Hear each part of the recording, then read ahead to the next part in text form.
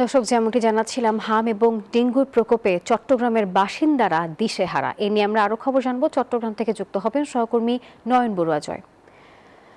জয়, আপনার পাঠানোর প্রতিবেদনটি দেখছিলাম, একটু আজকের পরিস্থিতি আমাদেরকে জানাবেন। একই সঙ্গে জানাবেন এই প্রকোপ ঠেকাতে ইতোমধ্যে কোনো পদক্ষেপ নিয়েছে কিনা প্রশাসন। নাফিসা, আপনি দেখতে পাচ্ছেন চট্টগ্রাম মেডিকেলে কিন্তু আমরা দেখতে পাচ্ছি একদিকে হাম আর অন্যদিকে ডেঙ্গু আক্রান্ত রোগীর সংখ্যা কিন্তু প্রতিদিন বাড়ছে। তবে চিকিৎসকরা তারা চেষ্টা করে যাচ্ছেন যারা অসুস্থ অবস্থায় আছেন, যারা আক্রান্ত হয়েছেন তাদেরকে সুস্থ করার জন্য। হামে আক্রান্ত হচ্ছে সবচেয়ে বেশি শিশু, আর ডেঙ্গুতে আক্রান্ত হচ্ছে সব বয়সের নারী পুরুষ। আমরা দেখছি এই চলতি মাসে কিন্তু নাফিসা, আপনি জানেন যে 2 নারীর মৃত্যু হয়েছে ডেঙ্গুতে।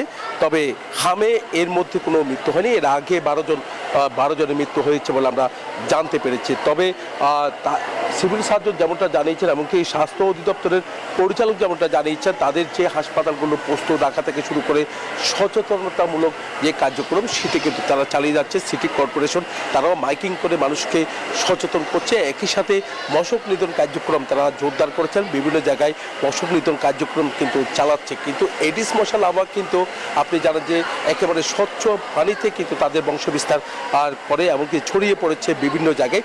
শুধু শহর নয়, শহর ছাড়াও গ্রামে সবচেয়ে বেশি আক্রান্ত হচ্ছে।